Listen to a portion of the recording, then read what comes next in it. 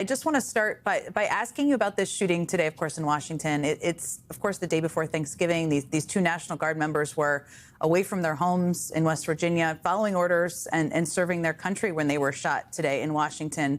I know you put out a statement earlier, but what has been, we've learned a lot over the last couple of hours. What's been going through your head today as you've been digesting all of this news?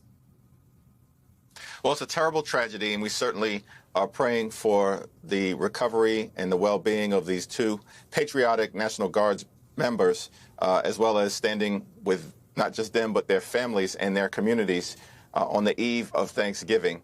Also, now that we have a shooter who's not just in custody, and we're thankful for the work of local law enforcement in swiftly apprehending an individual, but now we need to begin to understand, in the context of the investigation, what happened, why it happened, and how we can take steps to prevent this from ever happening again. Well, I think the Trump administration is going to have to justify to the American people why these actions are being taken as part of the broader effort to deploy National Guard troops all across the country. These are reasonable questions that the American people deserve answers to, not simply in the context of the actions that Donald Trump and the Secretary of Defense have taken today, but generally in terms of understanding what their overall public safety strategy may be in a country where so many Americans understandably have concluded that things are moving in the wrong direction over the last year or so, and that we've got to find a better path forward. Well, here's the bottom line. We're in the middle of a devastating Republican healthcare crisis that is threatening the safety and the well-being of tens of millions of Americans in a year where they've already enacted the largest cut to Medicaid in American history. Hospitals and nursing homes and community-based health centers are closing all throughout America. We know that because of the Republican refusal to extend the Affordable Care Act tax credits, people all across the country in the middle of this holiday season are about to experience dramatically increased health care premiums. In some cases, those health insurance costs are going to increase by $1,000 or $2,000 per month if there's a failure to extend the Affordable Care Act tax credits, because it's a program that serves working class Americans, middle class Americans, and everyday Americans all across the country, including in rural America. And for some reason, Republicans refuse to do what is necessary to protect the health care of the American people. Welcome back, guys. Hold on, because something big is happening in Washington right now. Democrats just pulled a move straight out of the Epstein Files playbook, and it's catching the GOP completely off guard. Let's break this down. Democrats are once again using a political playbook that feels very familiar and honestly a little predictable. After the recent buzz around the Epstein files and the way both parties tried to weaponize that information against each other, we are now watching Democrats use a similar tactic to push a healthcare vote that Republicans were trying to avoid or delay. And the timing here is extremely strategic. Democrats know exactly when to bring a topic forward, how to force attention onto it, and how to frame Republicans as the ones trying to dodge responsibility. This isn't new, but this time it feels a lot more calculated. The idea is simple. Bring the vote forward when publicans least accept it. Attach it to a sensitive issue that already has public outrage baked in, and then use the narrative to conquer them. Democrats understand that the Epstein story has created a huge wave of public distrust, not just toward the individuals involved, but toward any politician who looks like they are hiding something. And now, Democrats are tapping into the same energy to force Republicans into a tough spot on healthcare. They are basically saying, if you are not voting with us, then you are part of the problem. It is very aggressive farming strategy, and honestly it might work with certain audiences. Now, whether you agree with them or not. The political maneuvering here is pretty impressive. Democrats are using public sentiment as leverage. They know voters are frustrated with corruption, secrecy, and hypocrisy, and they are painting this health care vote as another opportunity to expose where Republicans really stand.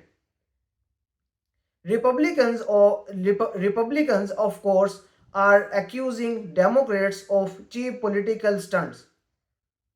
They are saying the Democrats are exploiting public anger for their own gain, and there's some truth to that. Both sides play this game, but Democrats are playing it loudly and with full force right now. The healthcare issue itself is already a heated topic. Costs are rising, people are struggling, and trust in the healthcare system is at an all-time low. And the political tension on top of that, and it becomes a perfect battlefield. Democrats want to present themselves as the party fighting for the everyday American. Republicans want to argue that Democrats are rushing bills without proper debate or consideration.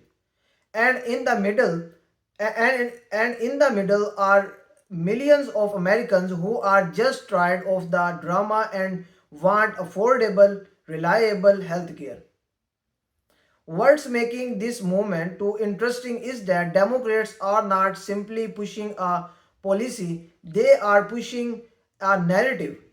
It's not just vote for healthcare reform, it's vote or show the country who you really are. They are banking on the fact that Republicans don't want to look like they are voting against something as essential as healthcare. But Republicans are farming it differently. They are saying Democrats are using intimidation, manipulation, and emotional pressure instead of honest negotiation. And for many voters, both sides' arguments should valid depending on which news source you are listening to. The Epstein files, through unrelated to healthcare, created a potentially charged environment where voters are even more sensitive to the idea of politicians hiding, covering up, or acting out of self interest. Democrats have figured out how to use that atmosphere in their favor.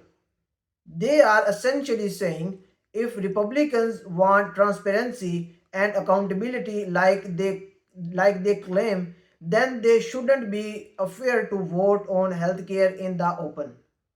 It's a clever strategy because it shifts the burden onto Republicans to prove they are not being evasive. But here's the other side of it. Republicans feel like they are being ambushed. They believe Democrats planned this specially to catch them off guard and then use their reaction against. And honestly, they are not wrong. Politics is about timing, pressure, and optics. Democrats choose a moment when Republicans did not have a unified plan, and that's exactly why they are pushing the vote now. They want the narrative to be chaotic for the GOP. When what makes this tactic effective is that Democrats can now go to the public and say, look, we tried to do something about healthcare, and Republicans block it. It's the same playbook both parties use during election season. But Democrats are pulling it out early because they know healthcare is one of those issues that hits every household.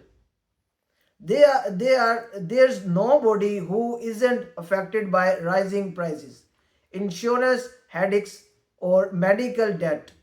So pushing this issue aggressively gives Democrats a powerful talking. For a reaction standpoint, the whole situation shows how deeply political strategies have evolved. It's no longer just about policy, it's about perception, it's about turning every move into a story that shapes how voters feel. Democrats are leaning into the public anger created by the Epstein revolutions, even if indirectly, to portray themselves as the side demanding accountability and action. Whether it's fair or manipulative depends on who you ask. Republicans, meanwhile, are trying to reframe the situation as Democrats exploiting national frustration for their own agenda. But the challenge for the GOP is that Democrats are speaking to voters' emotions in a moment when people are already on edge.